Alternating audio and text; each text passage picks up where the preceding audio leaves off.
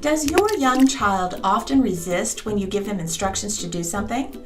This is a very common problem, and in this video, I'm going to give you one simple thing you can do that will motivate your child to want to obey just about anything you're asking them to do. Not only that, it will also make your child feel more secure and will help to build up a relationship of trust. Let's say you want your child to take a bath, and so you call them to let them know it's bath time. You know they don't want to do that because they tend to resist whenever it's time for a bath. As expected, your child starts to negotiate for more time to play, resist, fuss, or maybe they even ignore you. What can you do to motivate them to want to do what you are telling them to do without having a conflict? Here's what you can do. Tell them what comes next. Let me explain. Imagine you're living without any plans, without any responsibilities, without any real control over what's going to happen in your life.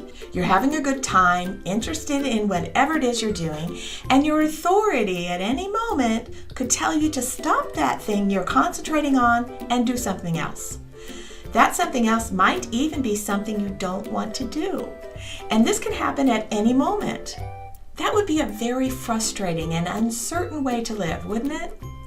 Well, this is what goes on with children, and it's why so many times they show resistance to instructions to stop one thing and to start on another. It's also why children who have regular routines are so much more content and have fewer tantrums and meltdowns. Why? Because they know what comes next.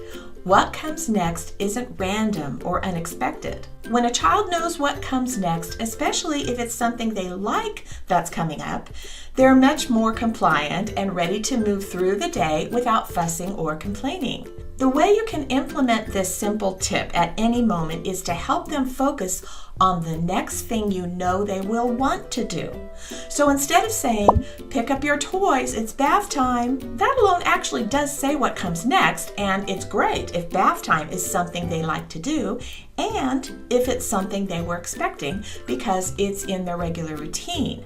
But if they don't like bath time, you can tell them what comes next after bath time by finding the next thing they want to do and having them focus on that next thing. So for example, you might say, pick up your toys now because after bath time, we're going to read a story. What book would you like to read tonight? By doing this, you're telling them what to do now, you're telling them what they're going to do next, which is something they don't like to do, and then that thing they are looking forward to, which is story time in this case. Also, engaging them in what book they would like to read helps them to focus on story time, which is something they want to do, rather than focus on the bath, which is something they don't want to do. By telling them what comes next, meaning the next thing they will enjoy doing, you're moving their mind forward in time to think about something they will look forward to. This gets them moving toward the goal of story time rather than focusing on the thing they don't like to do, which is bath time. Now, I want to clarify here to remember not to ask them if they want to take a bath so they can get story time. Your child should understand that when you give an instruction, they should do it because you are the parent and they are the child. You want to have those roles very clearly defined, but also have a good understanding and trust relationship where you are the authority without being harsh or dictatorial. This is not a bribe, so I am not suggesting that you say, if you take a bath, then you will get story time. You are not negotiating with them here.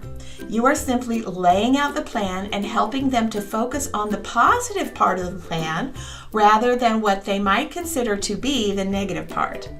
As a parent, you're telling them what comes next, not asking them. So first is pick up the toys, then it's bath time, then story.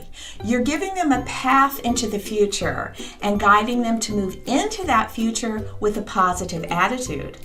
By finding something that is coming up that you know they will want to do, it helps them see life in a more positive way. And it helps cut down on those conflicts that can happen when little ones want to resist tasks that they find undesirable. I really hope this tip is helpful to you and And if it is, please do me a favor and hit that like button and subscribe. If you would like more personal help, you can schedule a consultation with me at my website, mommyanswerlady.com. Parents, you can do this. Thanks for watching, and I hope to see you here next time.